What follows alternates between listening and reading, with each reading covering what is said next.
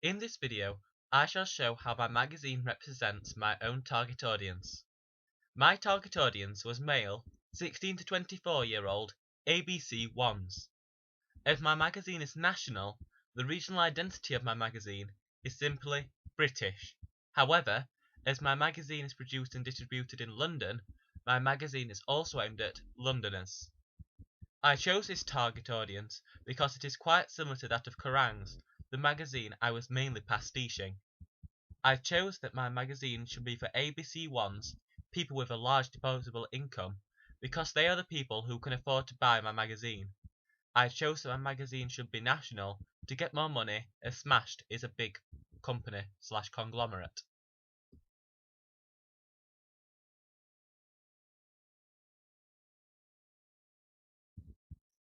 I chose the target age audience of my magazine to be 16 to 24-year-olds.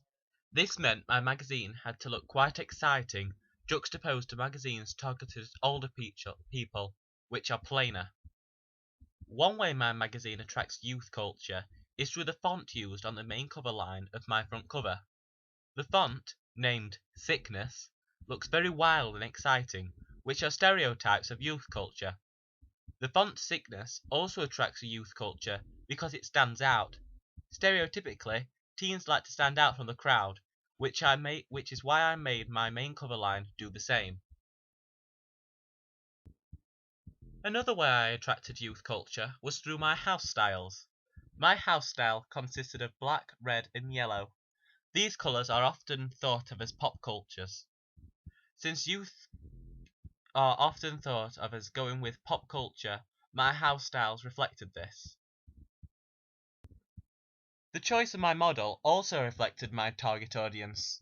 I chose to use a 17-year-old to show the reader that my magazine is aimed at 16 to 24-year-olds. A 16 to 24-year-old person will see this model and, seeing that she is the same age as them, will think the magazine is aimed at them. The facial expressions my model was using also connoted youth culture. My model was using a very cocky expression, which is a common stereotype of youths. The mode of address on my double-page spread was peer-to-peer. This made the text seem a bit chatty. This reflects youth culture, as youths are stereotypically seen as quite chatty and friendly to their peers. I did this to relate to a 16 to 24-year-old reader. The mise-en-scène on my model also represents youth culture. The leather jacket she is wearing looks quite cool, which is how the youth culture stereotypically tend to dress. On the double-page spread, I have an email address to Smashed. I did this because stereotypically, youths use the internet and social networking sites. Therefore, I attracted a youth culture, as they are digital natives.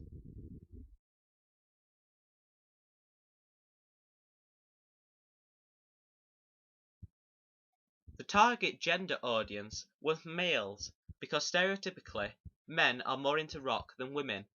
Also, a lot of rock music are mainly aimed at men, so my magazine sticks to the conventions of rock magazines.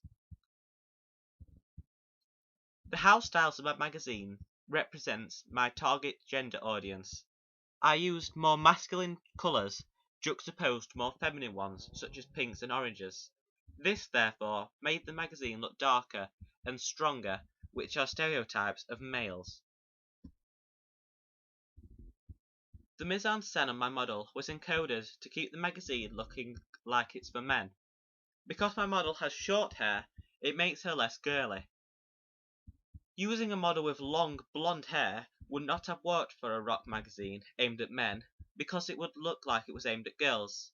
Therefore, my model's hair made the main cover image represent a male audience. The cell line also represented men. I made the cell line very big and explosive because that is stereotypically what men are like. The main element of my magazine that represents ABC ones is the price of the magazine. I chose to make the magazine £2 because that is what someone in the category of ABC one would be able to afford on a bi-weekly basis.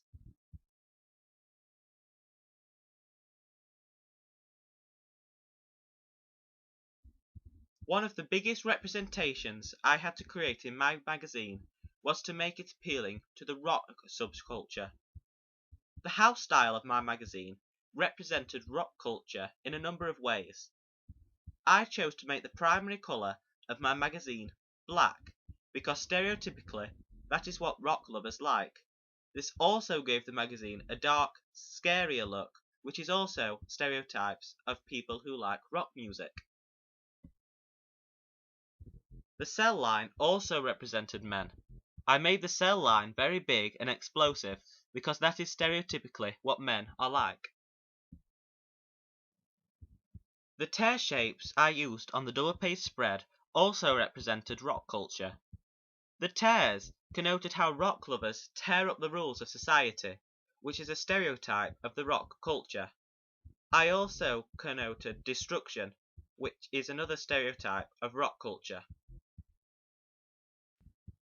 The background of my contents page looked very confusing and messy.